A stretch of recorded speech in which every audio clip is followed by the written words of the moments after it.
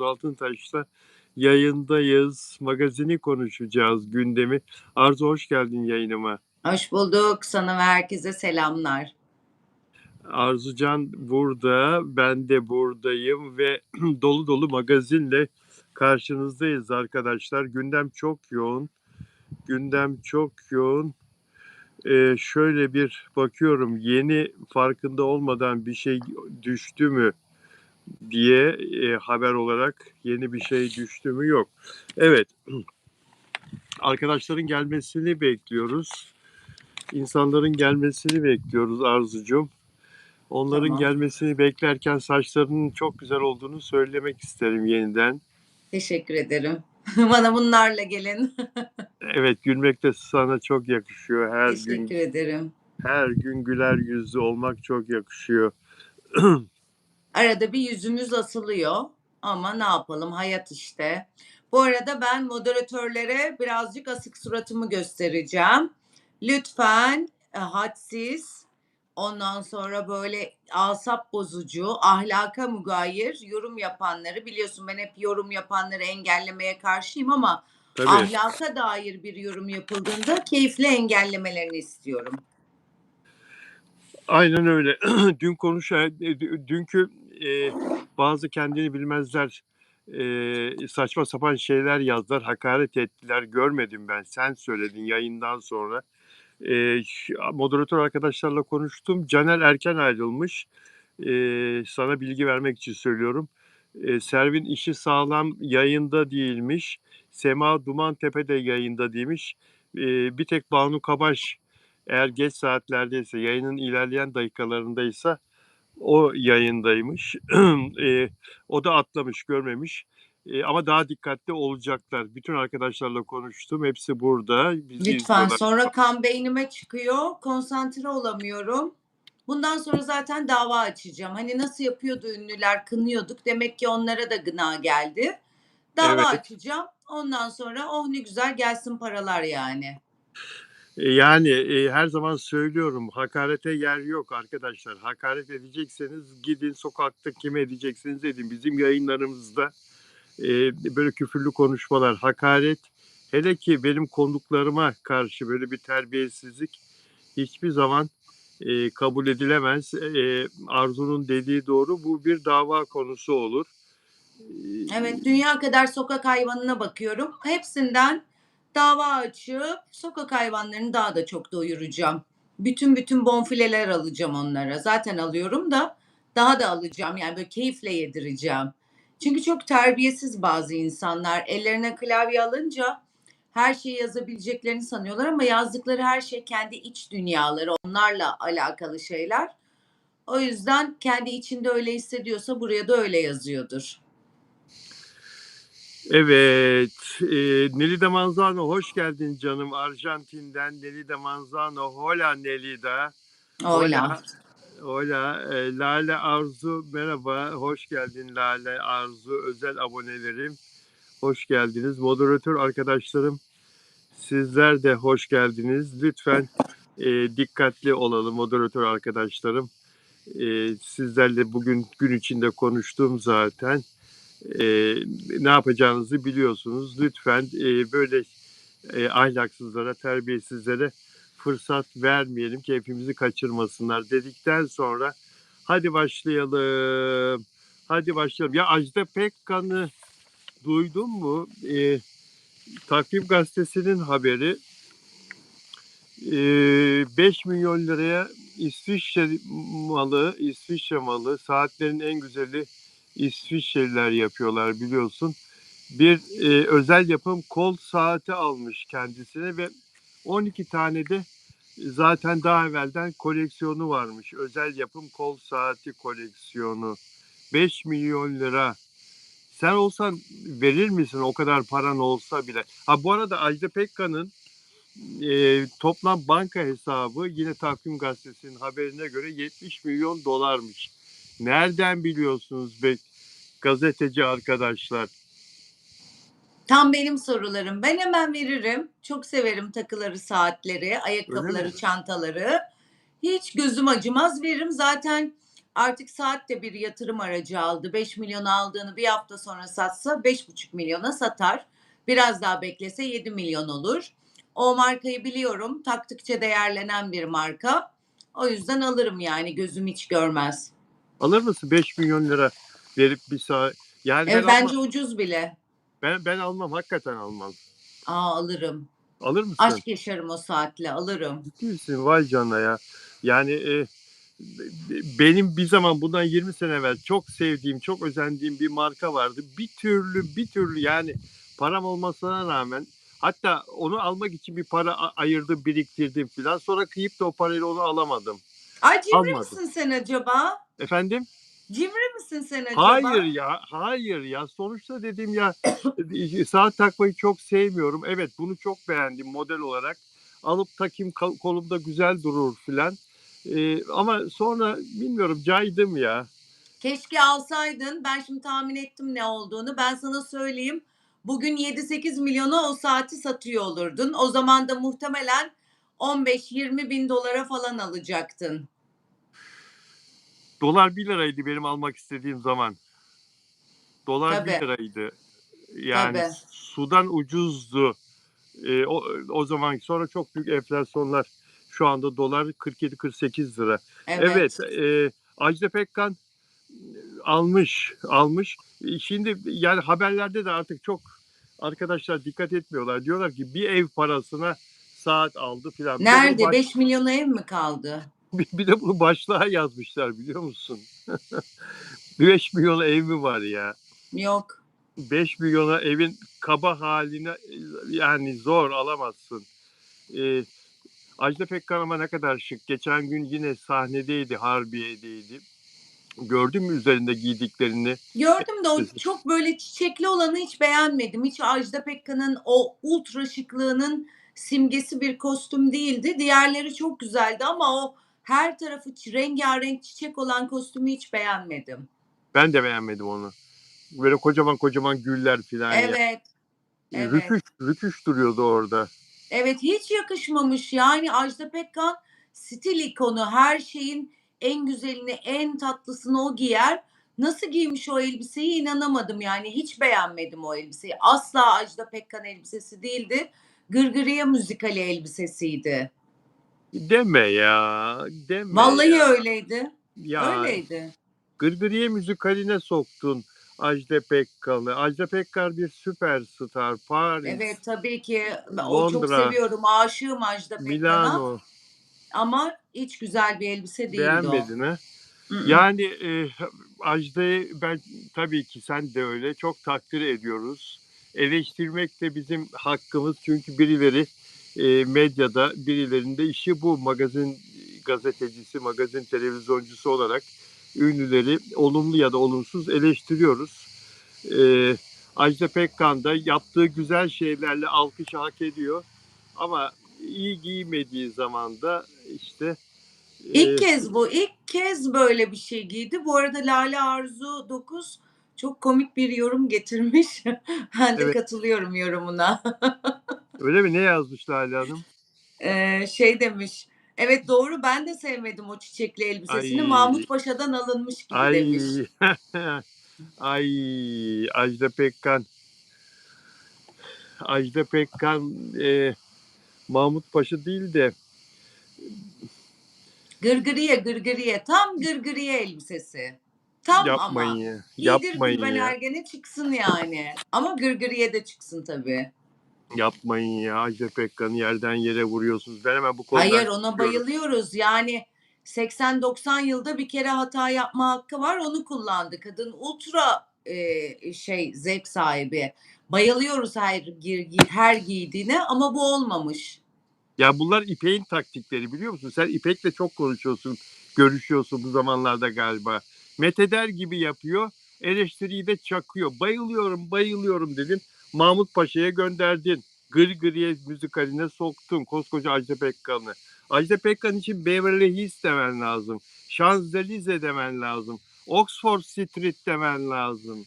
Ajda Pekkan'a Evet. yakışan yerler oralar. Evet Yapma. oralar ama hata hiç beğenmedik. Yani bir süperstar Ajda Pekkan bizim tanıdığımız onu giyemez. o elbiseyi giyemez. Kim yaptı bilmiyorum, bakmadım ama ben beğenmedim, yani Ajda Pekkan stili değildi o elbise. Beğenmediğimi de söylemekle mükellefim ama bugüne kadar bütün yıllar içerisinde giydiği her şeye bayıldım, her şeye. Ultra zevkli ama buna bayılmadım. Zaten beni takipten çıktı. Geçen sene bu zamanlar 80 yaşında yazdığım için 79'u bitirmiş 80'e adım atmıştı. Kızdı, takipten çıktı. İyice arama açacaksın, iyice. Ajda Pekkan hep 18, hep 18. Hep 18 dedi Ajda Pekkan'a. Böyle gel işte. Bak böyle bunlar güzel. Ya Gülşen yeni şarkısına klip çekti. İtaat Yok şarkısının klibi için e, 16 milyon lira harcamış. 161 kişi görev almış. Bir klip için 16 milyon lira Hiç çok inandırıcı fazla değil. mı? Evet, fazla, Fazla mı? fazla. 16 milyon lira kaç dolar yapıyor? Caner, dolar işleri sende. Moderatörüm Caner. Hesapla lütfen. 47'ye 2'ye böl 5 500. Yani Bakayım. 161 ki çok özenmiş. Çünkü yıllardır benim bildiğim Lollipop'tan sonra şarkı çıkardı mı? 355 bin dolar 355 fazla fazla. fazla fazla. Evet.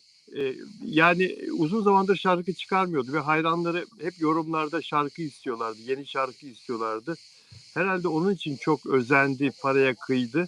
Ama ne çektin abi? Sonuçta 3,5 dakika bir şey çekeceksin yani. Ha?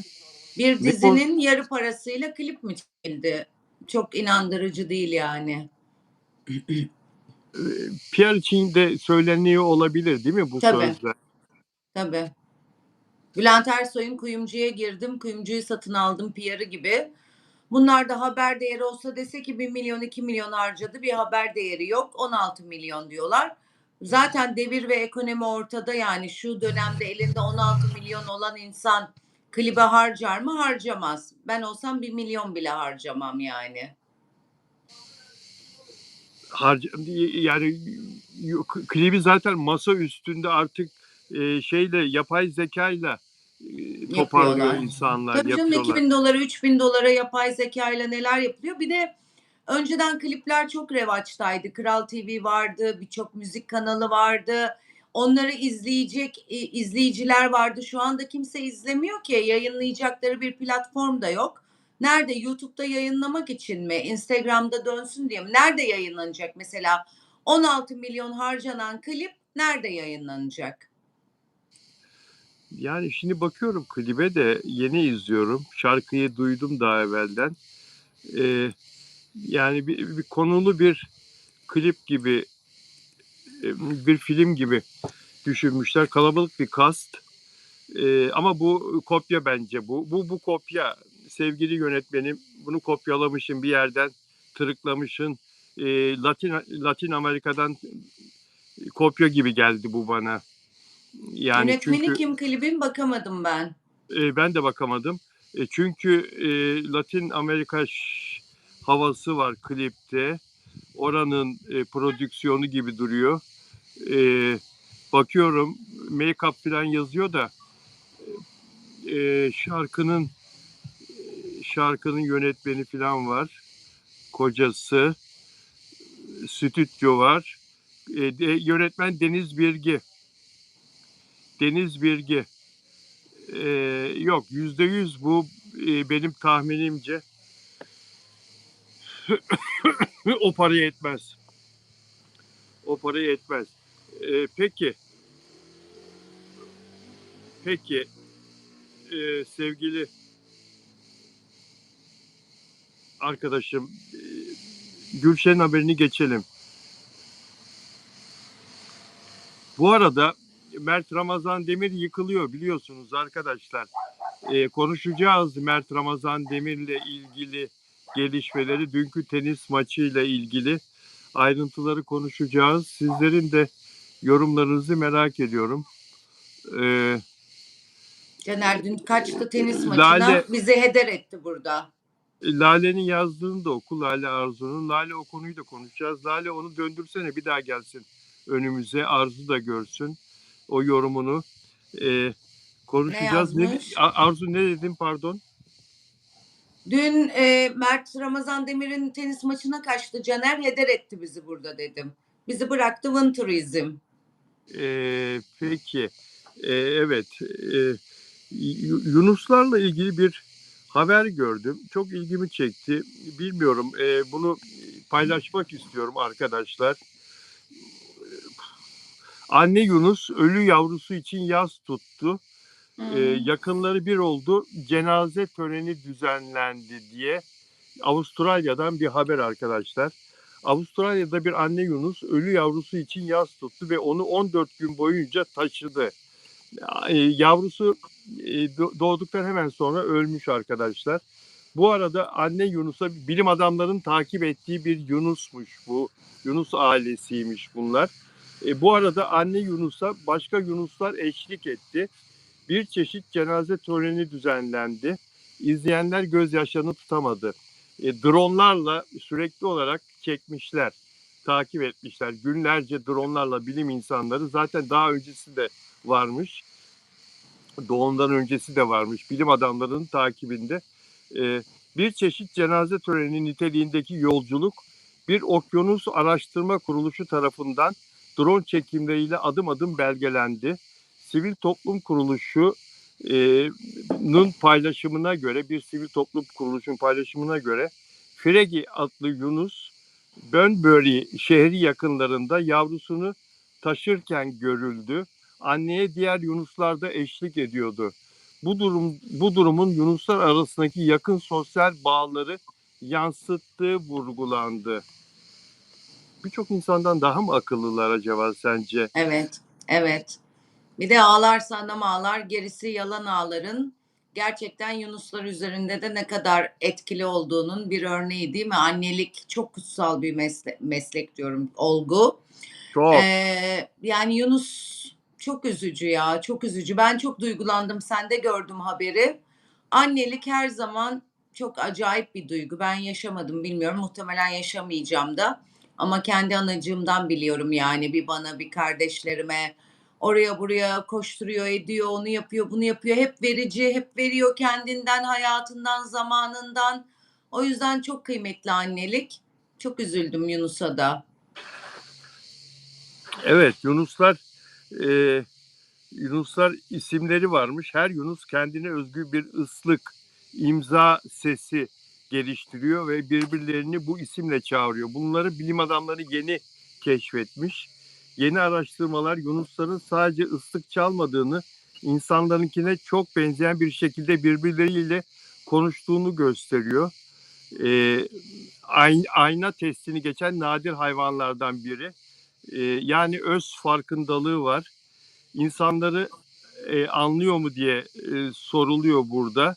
Anlama derken iki şey var. Duygusal ve sosyal olarak evet. İnsan jestlerini, mimiklerini, ses tonunu çok iyi okuyorlar. Esaret altındaki yunuslar, ah ah, yüzden fazla el işaretini ve basit cümle yapısını öğrenebiliyor. O hayvan şovları yapıyorlar ya.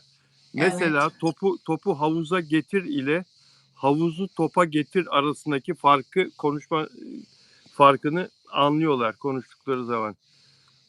Hayvanlar aleminin en zeki canlılarından olduğu kabul ediliyor. Beyinleri insan beynine benziyor. Sosyal hayvanlar ve yüksek zekaya sahip deniz memelileri. Tıpkı insanlar gibi cesur ve utangaç kişiliklere sahipler. Alet kullanıyor, kültür aktarıyor. Yok ya, daha neler, Allah Allah ya. Bu da bilim insanlarına bak nereye gidiyorlar ya. Peki şey yapalım. Lidya geldi mi Fransa'dan? Lidya özel abonem. Lidya'yı göremedim. Neride Manzano geldi. C dedi. Merhaba dedi ve gitti. Süreyya Hanım gelmedi galiba. Özel abonelerime merhaba diyeyim müsaadenizle arkadaşlar. Lale Arzu, evet. Yok, bu değil Lale. Bu değil. Neyse, o konuyu biraz sonra konuşacağız. Monica Vasconcelosap Brezilya'dan özel abonem. Ona da selamlar. Lale Arzu Hanım burada. Flavia Rocha Brezilya'dan özel abonem. Bugün sosyal medyada, Instagram'da görüştük kendisiyle. Sonra izleyecek herhalde. Derya Şahin Eğitim Ayvalık'ta denizde yüzüyor. Özel abonemiz. Arzu'yu da çok iyi tanıyor. Süreyya Hanım merhaba, teşekkür ederim, hoş geldiniz. Umarım iyisiniz Süreyya Hanım. Derya Şahin Eğitim'e de iyi tatiller dileyelim. Dönmüştür bence bugün. Bu akşam dönecekti. Dönecek miydi? Evet. Peki. Caner Mert'in maçını izlemedim diyor. Süreyya Hanım burada, peki. Arkadaşlar beğen yapalım lütfen. Beğen sayısı çok az ve abone olarak bizi izlerseniz Afra Saraçoğlu'na da bir uyarım olacak ama ciddi bir uyarı. Her şey para değildir başlığı altında söylemek istiyorum. Neden böyle söylediğimi de anlayacaksınız konuştuğumuz zaman bu konuyu. Peki. Lale Arzu Hanım dedi ki Mert Ramazan Demir'le ilgili, şimdi demin yorumunda bu şeyde tenis maçında yaptığı yapılan röportajda Mert konuşamadı dedi. Birkaç kelime etrafında döndürdü konuşmasını filan dedi de o konuyu konuşacağız. O konuyu açacağız, konuşacağız arkadaşlar. Bu konuları Arzucum da yorumlayacak. Gülşen'in klibini konuştuk. İngilizce mi Evet. konuşmuş Yok maçta? Türkçe. Hı. Türkçe. Ajda Pekkan'ı konuşmuş. Hadi şunu sorayım sana ya. Şunu konuşalım. Simge Sağ'ın 2 gün evvel doğum günüydü. 45 yaşına girdi. Dün konuştuk seninle. Daha küçük gösteriyor. 45 olmuş diye. 3 hafta evvel de 3 aylık sevgilisinden ayrıldı. Adamı bıraktı. Doğum günü ya. Ayrıldığı sevgilisi, terk ettiği sevgilisi hamle yapmış. Mesaj yazmış, doğum günü kutlamış. Telefonla aramış, ulaşamamış. Mesaj yazmış, doğum gününü kutlamış. Belli ki barışmak istiyor ama Simge Sağan hiç dönmemiş. Hiçbirisine dönmemiş. İyi yapmış. Nasıl iyi yapmış ya? Bir şans ver ya. Neden iyi yapmış diyorsun? Hadi bakalım cevapla. Neden iyi yapmış? İyi yapmış. Of ya, Demek ki siz kadın çok kadınlar kolay ya. gitmez. Kadın gittiyse vardır bir bildiği. Kim bilir hangi şekilde kalbini kırdı. Doğum günün kutlu olsun. Doğmadan önceki günümü mahvettin. Ne olacak o zaman? Ben de aynısını yapıyorum. Benim de birkaç kişi gönlümü kırmıştı. Her doğum günümde mesaj atıyorlar. Doğum günün kutlu olsun. Görüldü yapıyorum o kadar. Ya da böyle sinirim geçtiyse 2-3 sene sonra geçiyor. Thank you deyip geçiyorum yani. Giden gitmiştir, gittiği gün bitmiştir. O yüzden vardır Simge'nin bir bildiği yani. Çünkü kadınlar çok kolay kolay sırtlarını dönmezler. Her kadın çok sabreder ama sabrının bittiği noktada dönüp gittiyse olay bitmiştir, geçmiş olsun. Doğum günümüzü de tek başımıza kutlarız, arkadaşlarımızla kutlarız ama geri dönüp de kalbimizi kıranla kutlamayız. Ayrılık sonrası ipler tamamen koptu diyor. Haber olarak yer almış magazinde. Benim bir iki notum vardı. Hemen ona doğru gideyim. Simge 8 Ağustos'ta 45 yaş. Ya ne alakası var? Balıkesir Altınoluk Açık Hava Tiyatrosu'na kutlamıştı konser sırasında. Evet, barışma hamlesi geldi. İlkay Şencan DJ. Bak ben şunu anlayamıyorum. Şimdi bu İlkay Şencan'la Simge Sağ'ın Vali Konağı Caddesi'nde bile, Nişantaşı'nda, İstanbul'un en gözde yerinde bile nasıl dolaşıyordu biliyor musun? Adamın boynunda eli, adam onun belinde, yanak yana böyle yürüyorlardı kaldırımda. Görmüşsündür o fotoğrafları, videoyu sosyal medyada. Yani adamla iç içe yaşıyordu. Ve ondan birkaç gün sonra adamı terk etti, bıraktı. Yakın çevresinde de terk etme sebebi olarak çevresine prenses erkek bana fazla geliyor demiş. Yapamıyorum demiş. Prenses erkek bana fazla geliyor demiş. Adamı terk etme sebebi de prenses erkek olarak görmesi. Yani e, prenses erkek de Narin, kırılgan, küsen, her şeye takan ama hiçbir şeyin ucundan tutmayan prenses erkek. Hepimiz bıktık yani. Özellikle de küsen adam midemi bulandırır benim. Korkan adam midemi bulandırır. Hiç sevmem. İşte arayacaktım da korktum. İşte gidelim diyecektim de korktum. İşte bir şey yaptın küstüm kendi kendine. Ben ne bileyim neye küstüğünü yani. Gerçekten bazı erkekler prenses oldular. Önceden kadınlar pohpohlanırdı. Şimdi erkekler de pohpoh istiyor. Yapamayız. Kimse kusura bakmasın. Erkek dediğin biz öyle alıştık babalarımızdan. Tutan, kolundan tutan, işte oraya götüren, buraya getiren, ondan sonra güçlü, ne istediğini bilen, böyle erkeklere alıştık bizim jenerasyon. Bu ne ya? Yani prenses erkekler çıktı, saçma sapan. Onlardan biriyle olacağıma sonsuza dek yalnız kalırım yani. O kadar da büyük konuşuyorum. şimdi bu prenses erkek yakıştırması son zamanlarda siz kadınlar tarafından sosyal medyada TikTok önde olmak üzere köpürtülen bir terim.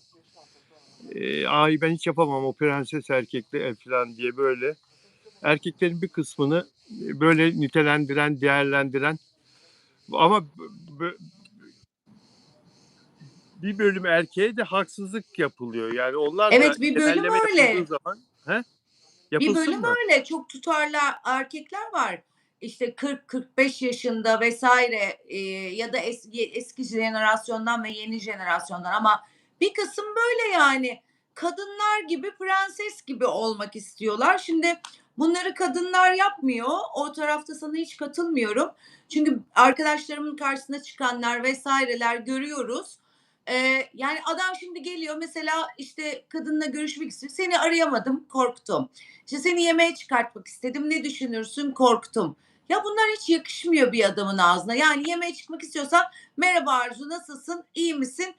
Bu akşam şu saatte yemek yiyelim mi? Uygun değilsen şu saatte dersin. İşte adam dediğin korkmaz bundan. Hani yüzsüz erkekler var onları ayrı kılıfa sokuyorum. Onlar değil hani kendini bilen, ne istediğini bilen adamlar bunu yapmaz. Ya da kadınla yemek yiyor. Ben aşktan korkuyorum. Ben ondan korkuyorum. Ben bundan korkuyorum. Ben şöyle, ben böyle. Yürü git yani. Gerçekten yürü git yani. Hani erkek dediğin korkmaz. Kadınlar korkar. Kadın bir aşktan korkar. Bununla aşk yaşarsam sonum ne olacak? İyi olacak mı? Bunlar hep kadınlara özgün duygular. Yani hayatın hiçbir tarafından tutmayıp sadece prenseslik yapıyorlar. O zaman da kadınlar bunları üretmiyor. Benim ne kadar kalabalık bir kadın çevrem var biliyorsun. Yani onların etrafındaki 100 adamdan 90'ı prenses erkek. Diğerinin de kafası karışık zaten. Bir enteresan Arzu bir hal aldı Altıntaş, ilişkiler. Arzu Altıntaş tanıdığım 100 kadından 90'ın erkeği prenses erkek dedi. ARS çok teşekkür ederim katkın için arkadaşım. Çok teşekkür ederim. Seni tebrik etti ARS. Arzu Hanım ağzınıza sağlık dedi. Aa, Peki, teşekkür ederim. peki şimdi diyor ki bazı ilişki uzmanları da bu prenses erkek etiketi sağlıklı sınır koyan, hayır diyebilen erkeklere haksız yere yapışıyor diyor. Haksızlık diyor. Erkek hayır demeyecek mi? Erkek sağlıklı sınır koymayacak Hayır mı? demiyorlar Bilal'cim, hayır demiyorlar. Ama Bir işte bak kadınla şimdi kahve içiyor, ama yemek yiyor. haksız bak hayır dediği için onu prenses erkek olarak nitelendiriyor sevgilisi. Bazen de öyle durumlar da varmış. Haksız yere erkeklere yapıştırıldığı da oluyormuş prenses erkek. Siz kadınlar bizden akıllısınız zaten. Siz bir şey Hayır yaptığınız diyen zaman erkeğe bayılıyoruz hepimiz. Net olmayanı bak. Evet de evet, bir cevap, hayır da. bayılıyoruz dedi. Hayıra daha çok bayılıyor bütün kadınlar. Ama sen ortada durup bir o tarafa bir bu tarafa net bir fikrin yoksa, dolap beygiri gibi dönüyorsan bu net olmayan erkektir. Dolayısıyla orada yine benim söylediğim çıkıyor yani yok haksızlık oluyor. Hayır kardeşim, siz net olamıyorsunuz. Hayır net bir cevaptır ve kadınlar net cevapları sever. Fırıldakları sevmez. O yüzden de net cevap hayırsa bile başımızın üstündedir. Sana göre Erkekler öyle biraz de burada kendilerini korudukları için öyle söylüyorlar. sana göre öyle olabilir. Sen çünkü dürüst bir insansın. Tanıdığım Arzu Altıntaş. Ama kadınların ben hayır diyen erkeği sevdiğini, seveceğini, sürekli Vallahi ilgi bekle, severler. En kötü sürekli hayır, en iyi belirsizlikten iyidir. Caner güleceğine katılsana, tek başına bıraktın beni burada. Sürekli ilgi bekleyen, kahkaha atıyor. Caner'e bak ya. Sürekli Görmüyorum, ilgi çok hızlı bekleyen, akıyor ekran. sürekli ilgi bekleyen, sorumluluktan kaçan, trip atan, şımartılmak isteyen erkek, prenses erkek. Erkeğin şımartılmak istemeye hakkı yok değil mi? Var İlişkiler tabii çift ki. taraflı Var değil tabii ki. mi? Var. Şımartmak ayrı ama diğeri çok ayrı yani. Şımartıp da gidip prenses elbisesi almıyoruz. Normal, beşeri, insani tavır bekliyoruz. Yani ilişkiler o kadar bozuldu ki gerçekten kadın ve erkek görevleri değişti. Biz artık erkek gibi davranıyoruz. Erkekler de kadın gibi davranıyor ilişkide. Çok enteresan bir hal aldı. Evet, Caner diyor ki cinsiyetle alakalı değil, karakterle alakalı bana göre diyor. Kişiyle alakalı diyelim o zaman. Peki Mert Ramazan Demir prenses erkek olsa kadınlar şikayet eder mi bundan? Adam meğersem prenses erkekmiş, öyle çıktı. Açtık, içinden o çıktı. E, Şikayet ederler mi kadınlar? Mert Ederler. Ramazan Demir. Ederler. Ederler, ederler, İstediği kadar ederler. yakışıklı olsun ederler. Ederler. Bütün kadın nüfusu sadece Türkiye değil, Rusya. Rusya kaç milyon nüfus? 500 milyon. Bütün kadın nüfusu Enka Spor Tesisinde ya, gözü Mert Ramazan'ın üzerinde. Adamı yediler yahu. Yediler ya. Yediler. Adam prenses erkekmiş. Kabulümüz derler. Gelsin yeter ki.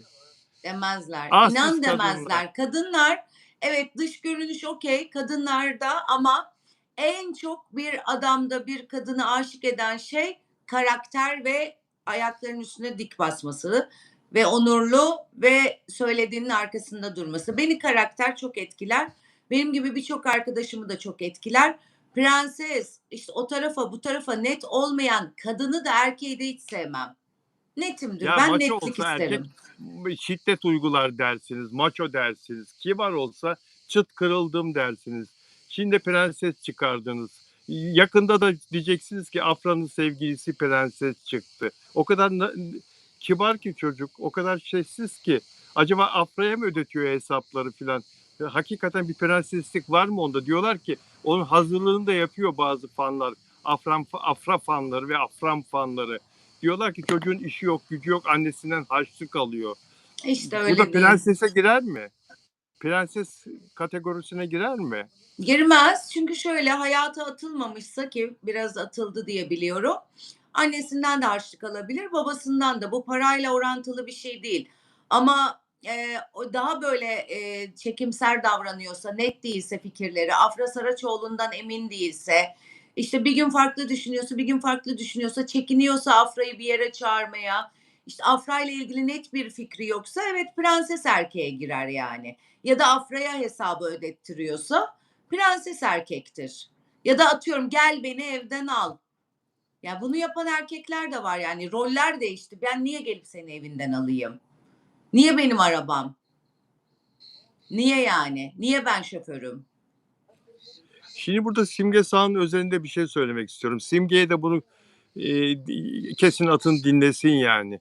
Ben bir erkeğe caddenin ortasında İstanbul'un en kalabalık semtinde böyle sarılıp da böyle gidiyorsam yani adamın her tarafına sarılıp da yolda yürüyorsam yani onu gıdısından falan öpüyorsam yürürken 2 hafta sonra da ona prenses erkek çıktı bu filan diye böyle bir şey yapmam. Yapmam yani Biz bu yaparız. Biz ha? yaparız kadınlar. Çok Ya yok o sarılmışızdır, zaman çok hoşumuza bacım gitmiştir. o Aşkla bağlanmışızdır. İki prenses hareketini görünce söyleriz. Kimseye kadınları yedirtmem, kadınları ezdirmem. Bu Yaparız. kadınlar Canı gönülden severiz. Görünce bu de kadınları kaçarız. bu ka çünkü çok anlaşılmaz bir şey bu söylediğin ya. Bu Nasıl yani anlaşılmaz ya? Neden ya? yani her şeyin taktiğini yapıyorsunuz, her şeyin ayarlamasını yapıyorsunuz, günden sonrasını düşünüyorsunuz, her şeyi organize ediyorsunuz da o anda canınız istiyor diye, o anda içinizden öyle geliyor diye, o anda, hormonlarınız yükseldi diye sarılıyorsunuz herkesin içinde. Eee, yani Evet. adama büyük bir aşkla ondan sonra bu prenses çıktı diyorsun. Yani burada senin de hatan var. Yani adama öyle bir sarılıyorsun, öyle bir şey yapıyorsun ki, eee, adama o gücü de belki de o şeyi sen veriyorsun. Belki adamın karakterinde eksiklik var. Belki ailesinden bazı şeyleri eksik görmüş. Onu da sen veriyorsun adama. Yani bir mesafeli olması lazım. Sevgili bile olsa toplum içinde, şehrin içinde, dışarıda, sokakta, kadın erkekle erkeğin kadınla mesafeli olması lazım. Ne bileyim yani Kadınlar başta bir coşku duyuyorlar. Böyle bir aşık olunca kelebekler uçuşuyor. Bütün sevgini sunmak istiyorsun, her şeyi göstermek istiyorsun, deli gibi sarılmak istiyorsun falan. Sonra da kırılıyoruz, köşemize çekiliyoruz. Yani sen şimdi mesela Şebnem'le çıkıyorsun. Çıkmak istiyorsun. Şebnem'e mesaj atmaya korkuyorsun. Şebnem'i yemeğe götürmeye korkuyorsun. Ve bunun telaffuzun şey. Şebnem ben sana mesaj yazmaktan korktum. Ben seni aramaktan korktum. Sonra bir gün korkularını yenip gidiyorsun. Bu sefer de diyorsun ki Şebnem ben seninle ilişki yaşamaktan korkuyorum. İlişkilerden çok korkuyorum vesaire. Şimdi sen prenses olursun. Ne diyeceğiz ki biz sana? Wow, Bilal ne kadar yürekli bir adam. İşte Şebnem'i yemeğe çıkarttı 32 kere düşündükten sonra. Yemekte karar veremedi. Ondan sonra aşktan korktuğunu söyledi. Ya bu çok komik geliyor bana. Yani ne olabilir bir aşkın sonunda? Aşık olursun, olmazsa yollarını ayırırsın. Ne olacak? Sen de ölmezsin, o da ölmez yani. O yüzden böyle insanlar aslında şuna kılıf. Aslında bir ilişki falan yaşamak istemiyor kimse. Yaşarmış gibi ya gösteriyor. Kafasında karışık olduğunu gösteriyor. Next bir sonrakine bakmak için bunu kılıf buluyor kendine.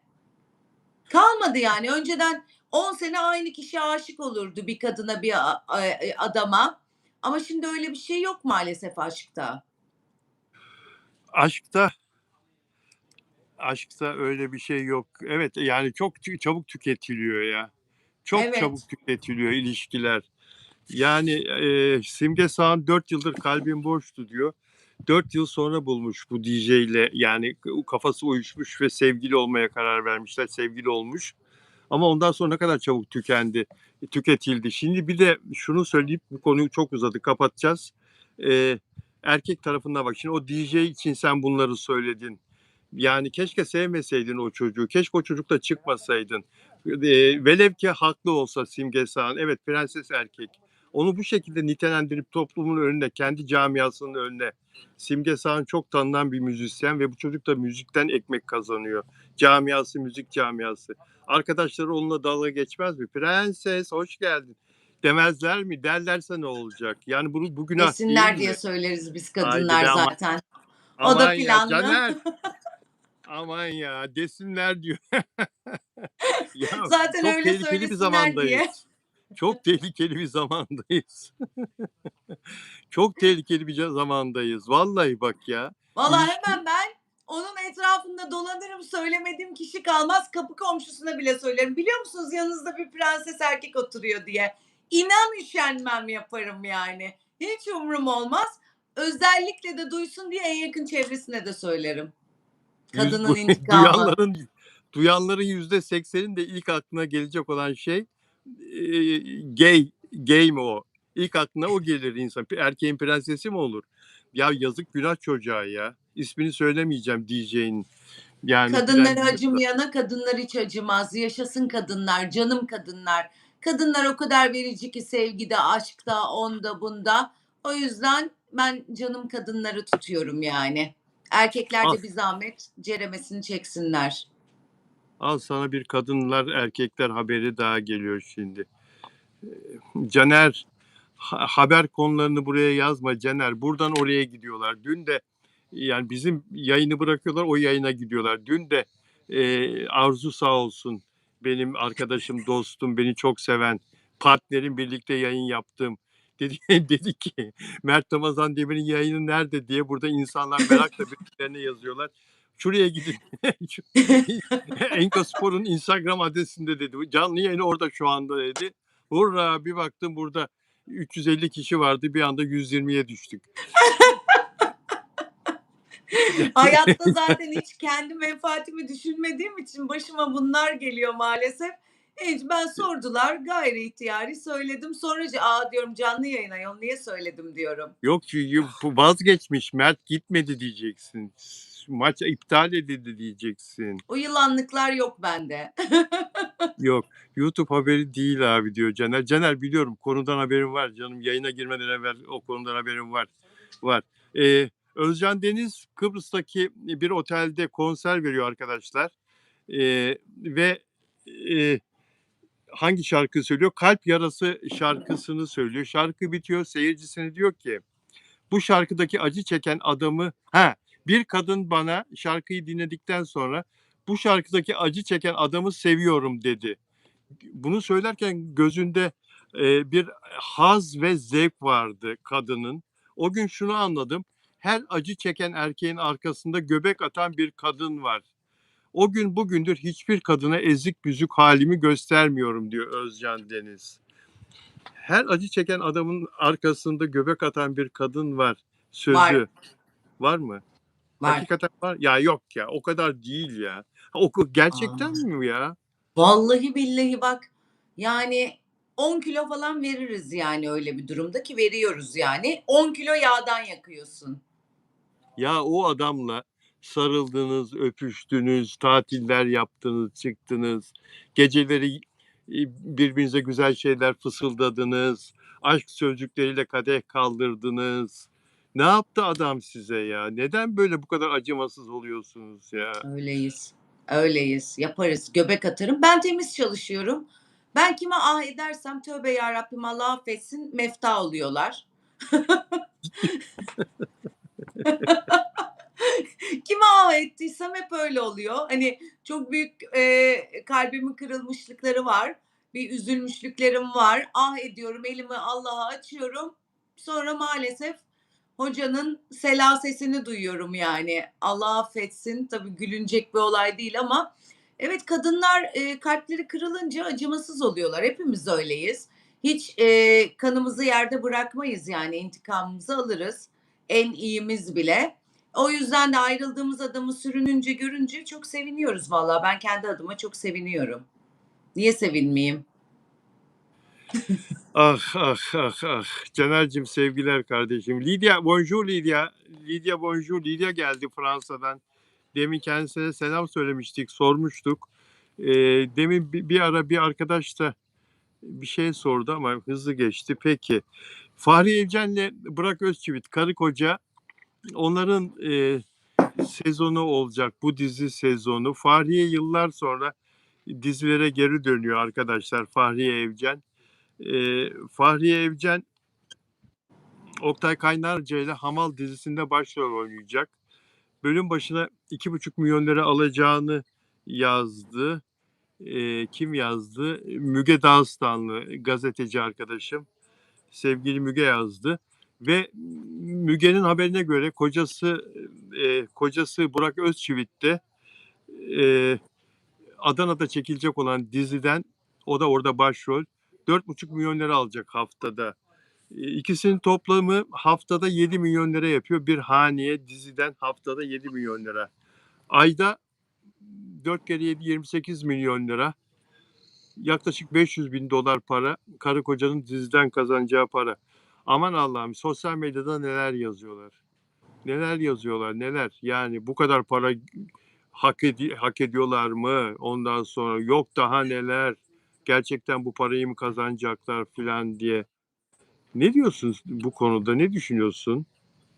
Evet çok büyük bir gelir eşitsizliği var, gelir adaletsizliği var ama yani onların da hakkı yani. Kim ne karışır ki ne aldıklarına? Ederi oysa alır. Yapacak hiçbir şey yok yani. Biz kendi gelirimize bakacağız. Biz ne yapabiliyoruz, ne edebiliyoruz diye. Bu servet düşmanlığını ve ünlülerin servet düşmanlığını çok tasvip etmediğim bir konu. Ediyor, yani bir dünya starına baktığında, dünya starı olan bir oyuncuya baktığında da bizimkiler onun yanında çekirdek parası alıyorlar yani. O yüzden, hani, evet, Türkiye şartlarında çok büyük paralar ama niye, bilmem ne, ne kazanıyorlar falan demeye hakları yok yani. Bir sete gitsinler bakayım. Ben mesela set fobim var benim artık. Televizyon seti de, dizi seti de. O kadar uzun saatler geçiyor ki anksiyetem tutuyor benim oralarda yani. Bir git bakayım sen orada 24 saat karavanın içinde in, dolaş, çekim yerine git, onu yap, bunu yap. Bir noktada falan oluyorsun yani. Hani bunu sürekli sürekli yaşadığında da fenalık geliyor insana. Şimdi daha iyi şartlar işte en azından karavanları var. Karavanların olmadığı dönemleri de biliyoruz. Herkes aynı yerde, aynı stüdyoda. Herkes umarım yani tek diyeceğim herkes hak ettiğinin karşılığını alabilse bu sıkıntı olmaz yani. Atıyorum onu yazan insan çok iyi bir ücret alıyor olsa başkasının ücretiyle ilgilenmez. Aa der ben bu kadar kazanıyorum. Bu da ünlü bir star bu kadar kazanıyor diye düşünür. Evet, Flavia Rocha geldi. Brezilya'dan özel abonem. Flavia Rocha, hoş geldiniz yayınımıza. Sana da Arzu Hanım çok güzel bir hanım diye yazdı, selam verdi. Teşekkür ederim. Evet, dizi setleri gerçekten çok zor, hiç kolay Çok değil. zor. Saatlerce her gün çalışıyorsunuz, 15-16 saat ve dediği gibi Arzu'nun sahneni beklerken 5-6 saat, 7 saat beklediğin oluyor. Yapacak bir Tabii. şey yok Bir ama ışık Allah kuracaklar. 7 evet. saat bekliyorsun, 5 saat bekliyorsun, en kötü 3 saat bekliyorsun. Bir cümle söyleyeceksin diye. Ben bir de hiperaktif bir tipim. Fenalık gelir bana yani.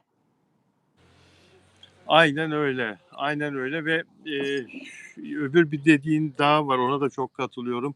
Yurt dışında bölüm başına bizim paramızda 20-25 milyon lira alıyorlar yani oyuncular. Arkadaşlar 15 milyon, 20 milyon, 25 milyon paralar bölüm başına alınıyor. Can Yaman buradan İtalya'ya gitti. Burada 1 milyon lira alırken İtalya'da 5 milyon lira almaya başladı. Çünkü oradaki bu söylediğim 4-5 sene evvel o zamanki euro kuruna göre şimdi herhalde 10-15 milyon liraya geliyordur. Can Yaman'ın İspanya'da yeni oynadığı dizide daha yayına verilmedi aldığı para. E, Her mesleğin bir şeyi var yani bir emeğin karşılığına yazılan biçilen bir ücret var. Bir de her oyuncunun aldığı para aynı değil tabii. Şimdi Müge Dağıstanlı'nın da haberinde yazdığı gibi gazeteci arkadaşımın e, Burak Özçivit'in ve Fahriye'nin yurt dışında da alıcısı çok, fanı çok. Özellikle Burak Özçivit'in ve dizinin yurt dışı satışları da onlar sayesinde çok fazla olur eğer dizi tutarsa, başarılı olursa. Bu yüzden de o paralar veriliyor bir yerde. Yüksek gelir elde ediyorlar. Ayrıca e, Müge Haber'de yazmamış ama e, yurt dışı satışından da ayrı bir komisyon alıyorlar. Değil mi Arzu? E, Evet, Bu oyuncular, bu değerli oyuncular. Artık Mert evet. Ramazan Demir de talep ediyor onu. Afra da talep ediyor. Kıvanç Tatlıtuğ yıllardır talep ediyor. Serenay Sarıkaya da yani onlar da bir pay %15 civarı bir pay alıyorlar. Çünkü %50'sini zaten kanal alıyor, %50'sini yapımcı alıyor yurt dışı satışının. Bakın size bir şey söyleyeyim. Yalı Çapkını dizisi mesela çok sevilen, çok başarılı. Dünyada da başarılı. Bölüm başı satış ücreti 600 bin dolar. Düşünebiliyor musunuz? 600 bin dolar ne yapıyor? Caner dolar işleri sen de oğlum. Ee, Çok büyük bir para. Yani Türkiye'de yapımcı ve kanal ancak 3 bölümden falan o parayı kazanabilirler reklam geliri olarak. Bir bölümün yurt dışı satışından kazanıyorlar ve bunu sağlayan da Burak Özçivit olacak. Çünkü Ruslar tapıyorlar. Mesela Burak Özçivit'e Türkiye Cumhuriyetleri öyle, Arap ülkeleri öyle, bütün Arap ülkeleri. Gidiyor orada Küveyt'te kadınlarla biliyorsun sen yemek yiyor. Bir masada Burak Özçivit oturuyor ve Evet. bütün masalarda kadınlar ona bakıyorlar. Hepsi onun için gelmişler yemek oraya. Onunla aynı ortamı solumak için. Düşünsenize. Ve dolayısıyla bu ücretler onlara helal arkadaşlar. Ee, Aynen. Peki. Sevgili Arzu, dün Mert Ramazan Demir Enka Spor Tesisinde bir çıktı korta. Herkes onu izledi ve orada seyircilerin çoğu da canlı yayın yaptılar. Kendi çevrelerine canlı yayın yaptılar. O canlı yayınlar daha sonra çoğaldı, köpürtüldü. Oradan videolar falan bütün dünyaya da dağıldı. Bugün dünya medyasında Mert Ramazan Demir'in videoları, fotoğrafları tenis oynarken magazin sayfalarında işte Altın Çocuk tenis kortlarında diye Twitter'da sporlar kategorisinde trendlere girdi Mert Ramazan Demir'in tenis oynaması. Detaylara bakıyorum.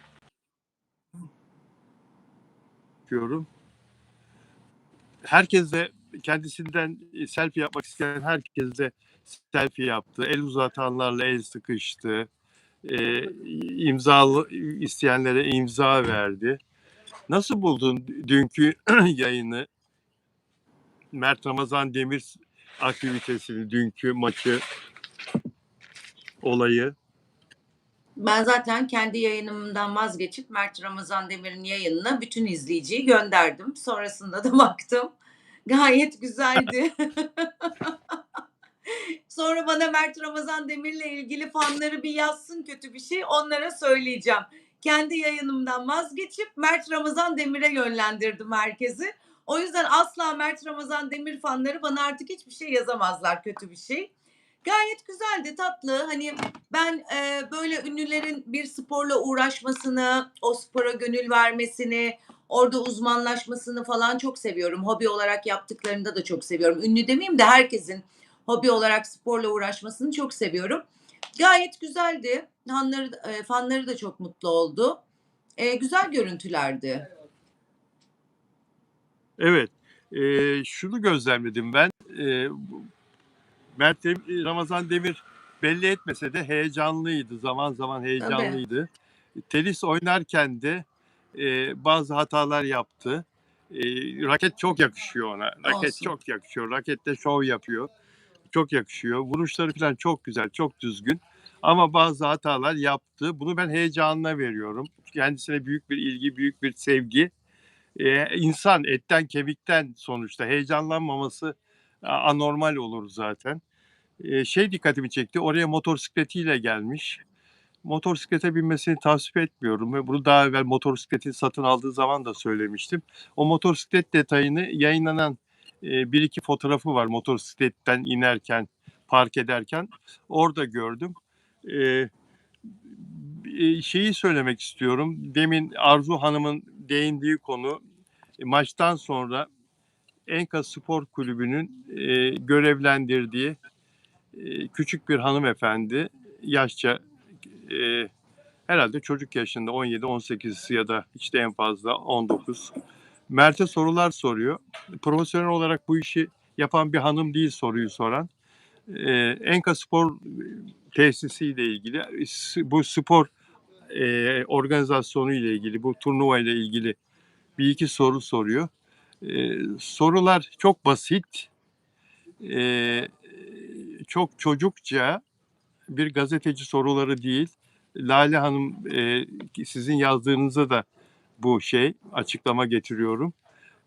Dolayısıyla Mert'in verdiği cevaplar da o basit sorulara, o birkaç kelimeyle sorulan basit sorulara göre cevap verdi Mert.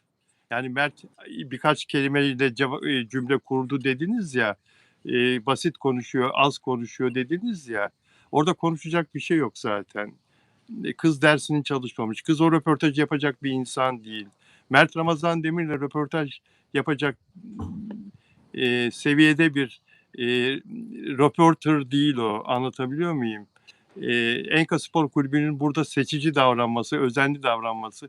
Hiç yapamıyorsa çevreleri var, dergileri var. Yani bir gazeteciden rica etselerdi oraya röportaj için ben koşarak gelirdim buradan. Buradan gelirdim. Uçak biletimi de kendim alırdım. Mert Ramazan Demir'le gelin röportajı siz yapın deselerdi. Arzu'ya söyleseler Arzu da gelirdi. İstanbul'dayız.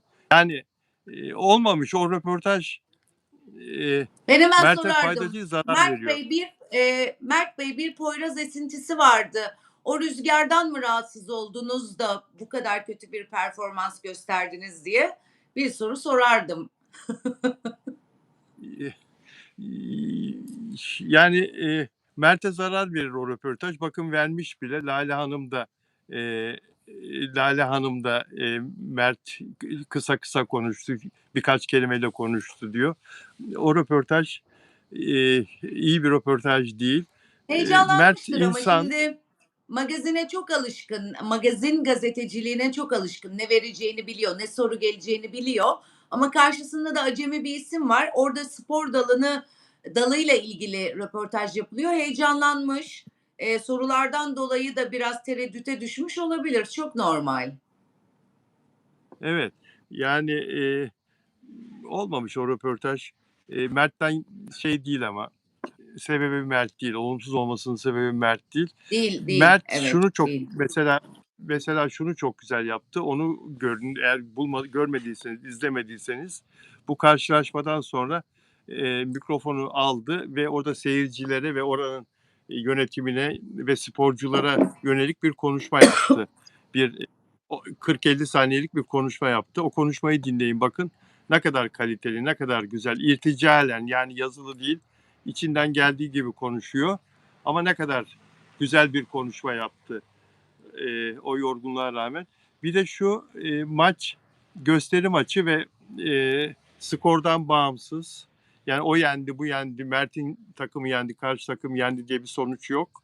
Gösteri maçı olduğu için böyle bir sonuç açıklanmadı zaten.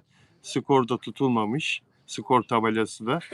İnsanlara hoşça vakit geçirmek için işte Türkiye'nin en ünlü erkek oyuncusunu oraya getirip bunu başarmış olmaları çok güzel. Çok, sen de çok iyi biliyorsun, çok köklü bir spor Evet. kulübü. Sadece tenis değil, atıcılıkta da öyle. Kadın erkek spor branşlarında çok başarılı, yılların köklü kulübü. Mert de o kulübü desteklemek için bu aktiviteyi yaptığında zaten söylüyor bu organizasyona katıldığını. Helal olsun ama bakın Arzu aylardır Mert'i özlemi içinde fanları. 2-3 yıldır Mert'e doyamıyorlardı. Yani belki 2-3 sene evvel bu kadar çok paylaşımlar, fotoğraflar, videolar, işte Afra ile beraberken filan belki o denizde yakalandıklarında filan ortaya çıkmıştı. İlk kez onlarca fotoğraf var, onlarca video var şimdi. Değil mi? Evet, evet, evet. Yani ben bile hala yeni fotoğraflar görüyorum. Yeni videolar görüyorum. Herkes su içerken detaylar görüyorum. Mert su içerken. Su içmek bu kadar mı yakışır diye altına yazmışlar filan. Böyle bir sürü. Ne güzel, ne güzel. Çok hayranı var, çok seveni var.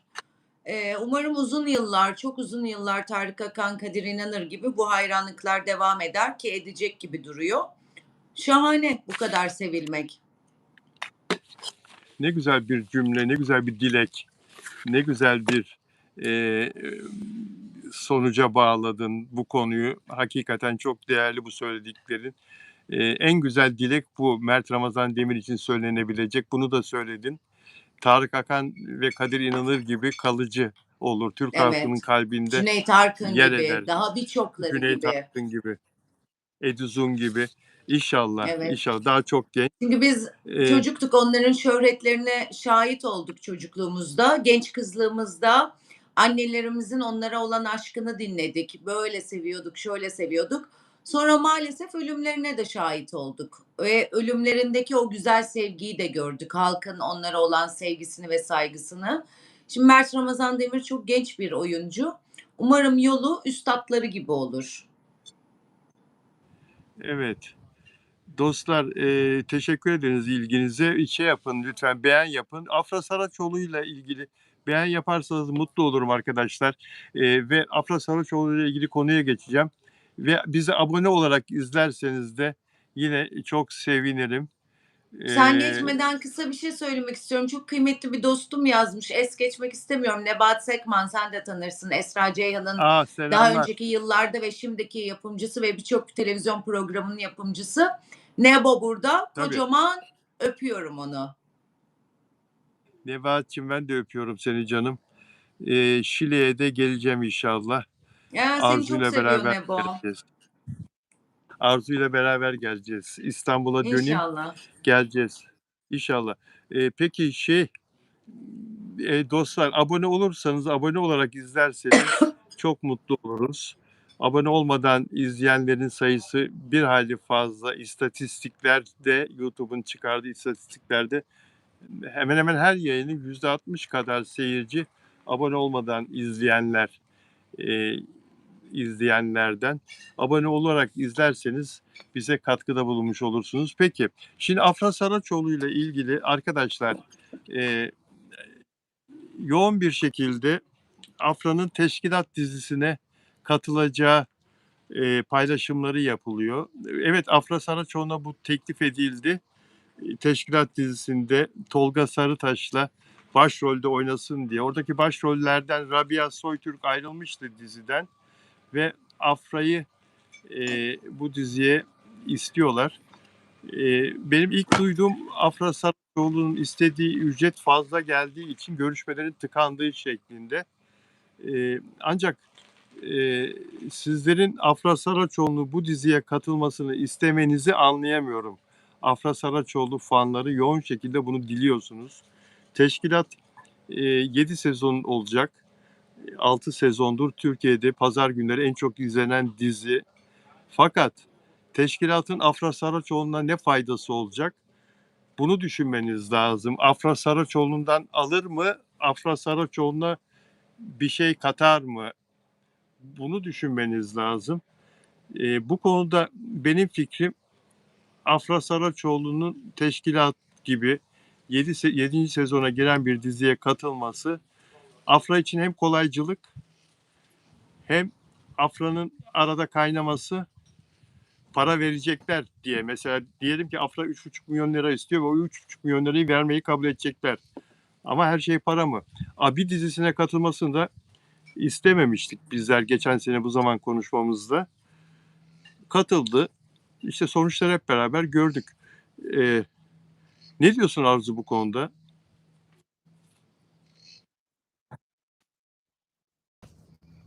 Çok bölümü geçmiş bir dizide olmasını ben kendi şöhretim olsa, kendi şöhret yönetimimde tercih etmem. Ama Afra Saraçoğlu bakalım ne yapacak, neyi tercih edecek, oraya dahil olacak mı, olmayacak mı? İzleyip göreceğiz ama ben kendi kişisel, kendi şöhretim olsa ilerlemiş bilinen bir dizide değil, hiç bilinmeyen bir dizide başrolü seçerim. Çok güzel. Aynı fikirdeyim. Benim üzerime kurulması lazım dizinin. Ben eğer bir starsam, ben artık kabul gören bir oyuncuysam senaryonun bana kurulması lazım. Yıldızının ben olmam lazım.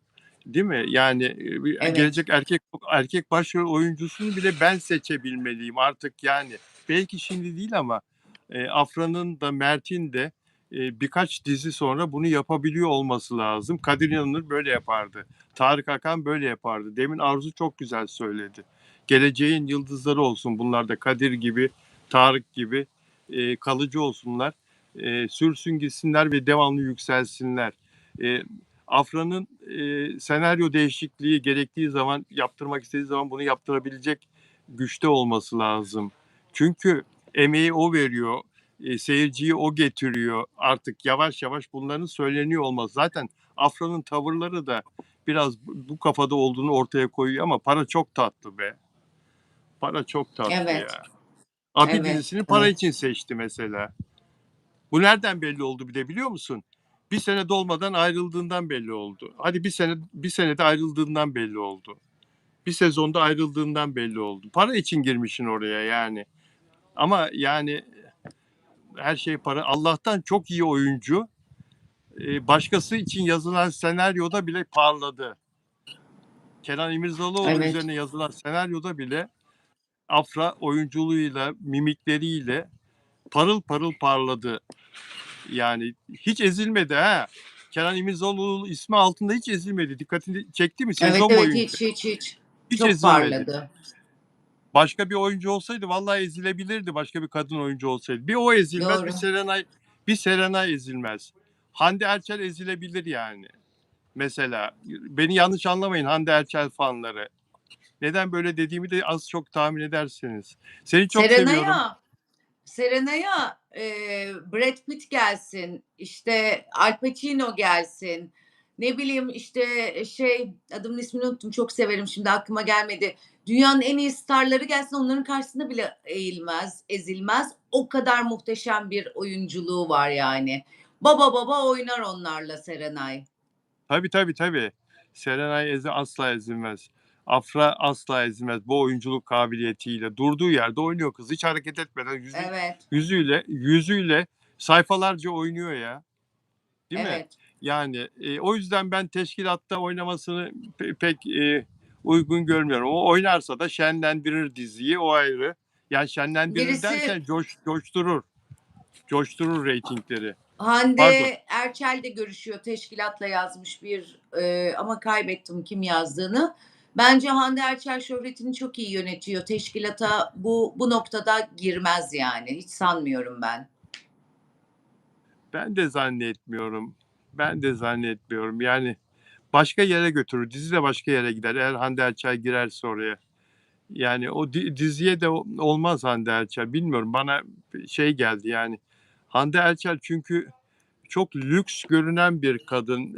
Ya, tabii olabilir, şey olabilir. Ona göre bir karakter yazarlar. Olabilir. Peki, Galiba geçen sene bir polis gibi, müfettiş gibi bir şey oynamıştı Hande Erçel. oynadı Avukat ama mıydı? başarılı. Öyle bir şeydi. Evet, yani olmadı ama ya. O diziler tutmadı yani. Oynadı, evet, oynadı. Ona plaj falan çok güzel. Yani o tatil, deniz kenarı, patron, eee, patroniçe rolleri falan onlar çok güzel gidiyor. Eee, eğlenen kadın, erkekleri parmağında oynatan kadın, zengin kadın ama iyi bir oyuncu her rolü oynayabilmeli diyorsun. Lale Arzu Evet, bak ne ben dedi. şeyi de söylemek istiyorum. Derya Şahin'le, Derya Hoca'yla konuştuğumuzda Derya Şahin nörobilim dalında ödül aldı ya dil konusunda. Hande Erçel'i sordum orada. Hani biz tamam İngilizcesini beğendik. Bir kesim çok linç etti. Bu ne konuşuyor? Bilmem ne falan filan dedim. Hani Derya Hoca bu işin uzmanı sizsiniz. Nasıldı dedim o konuştu İngilizce açılışta orada burada. Dedi ki muhteşem ötesiydi dedi. Tek bir hata yoktu. Doğru görmüşsünüz, doğru duymuşsunuz dedi. Bizi onayladı. Aynısını diğer İngilizce konuşan işte Fahriye Evcen vesaire, işte Burak Özçivit vesaire için de söyledi yani. Hani bu değerlerimizi sevelim. Hep aşağıya çekmeye çalışıyoruz ya böyle. İngilizcesi şöyle, İngilizcesi böyle. Ödüllü bir insan söyledi. Gayet de iyi konuşmuşlar. Sana hep bununla ilgili o yorumu söyleyecektim. Şimdi aklıma gelince söyleyeyim dedim. Güzel bir yorum, güzel bir, söylem bu. İyi ki, anlattın. Peki, Hande iyi oyuncu değil, tutmuyor dizileri diyor Sema Dumantepe TV. Peki arkadaşlar. Arzu çok teşekkür ederim. 70 dakikaya geldik. Sağ ol canım. İyi ki varsın. Sen de iyi ki Eee, varsın. İzleyen, dinleyen herkese teşekkürler. Sana da teşekkürler. Görüşmek dileğiyle diyorum. görüşmek dileğiyle Arzucuğum. Sağ ol, sevgiyle. Dostlar, çok teşekkürler bizimle olduğunuz için. Yarın Salı, yarın İpek Hanım'la birlikteyiz. İpek Canbulat'la yayında olacağız. Yarın saat Canım İpek. 18'de canım İpek diyor. Yarın saat 18'de buradayız Allah izin verirse. Bekliyorum hepinizi. Sevgiyle kalın. Görüşmek üzere.